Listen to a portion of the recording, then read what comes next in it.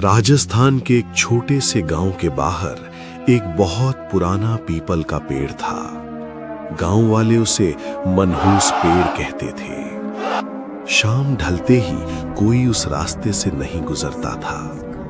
कहते हैं सालों पहले उसी पेड़ के नीचे एक नई नवेली दुल्हन ने फांसी लगा ली थी। उसका पति उसे दहेज के लिए मारता पीटता था।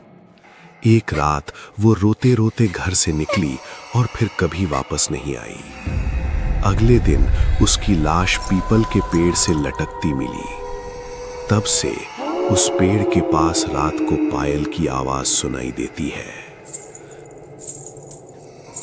गांव में नया नया आया लड़का था राघव। शहर से पढ़कर आया था, इसलिए भूत प्रेत की बातों पर हंसता था। अरे बेटा, तुम शहर से गांव में घूमने के लिए आए हो तो लेकिन उस पीपल के पेड़ के पास मत जाना, वहां एक चुड़ैल रहती है। एक दिन चाय की दुकान पर उसने सबके सामने कहा, अगर चुड़ैल है तो आज रात मैं उसी पेड़ के नीचे बैठूंगा। गांव वालों ने बहुत समझाया, बेटा रात 12 बजे के बाद वहां मत जाना, लेकिन राघव नहीं माना।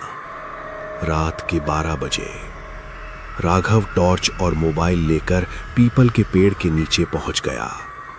हवा बिल्कुल बंद थी, फिर भी पेड़ की पत्तियां अपने आप हिल रही थीं। उसने मोबाइल निकाला और वीडियो बनाते हुए बोला, देखो यहां कुछ भी नहीं है। तभी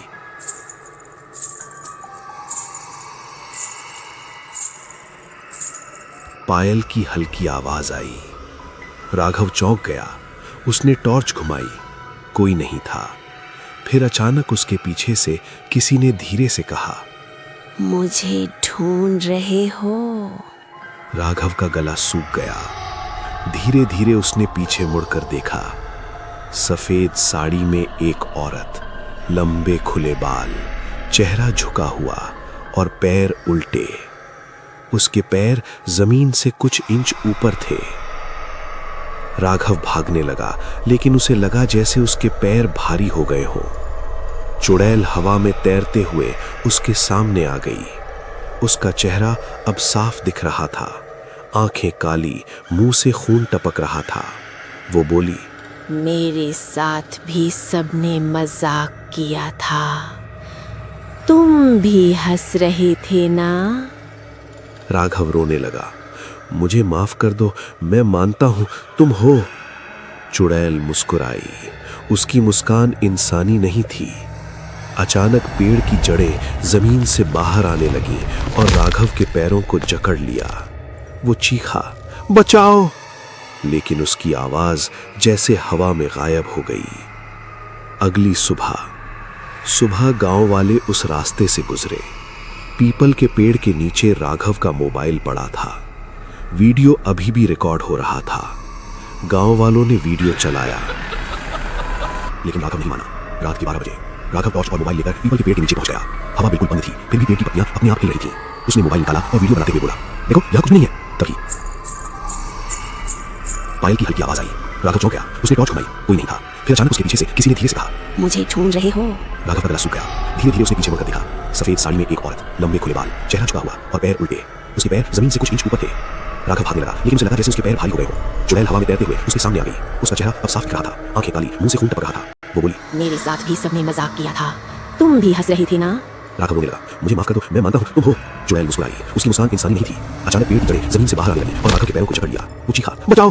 लेकिन उसकी आवाज जैसे हवा में गायब हो गई।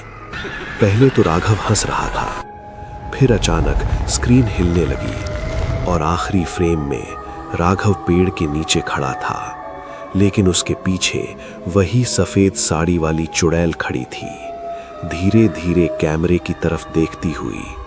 और फिर वीडियो में एक आवाज आई, अब अगला कौन आएगा? उस दिन के बाद रात को उस पेड़ के पास 2 परछाइयां दिखती हैं, एक चुड़ैल की और दूसरी राघव की।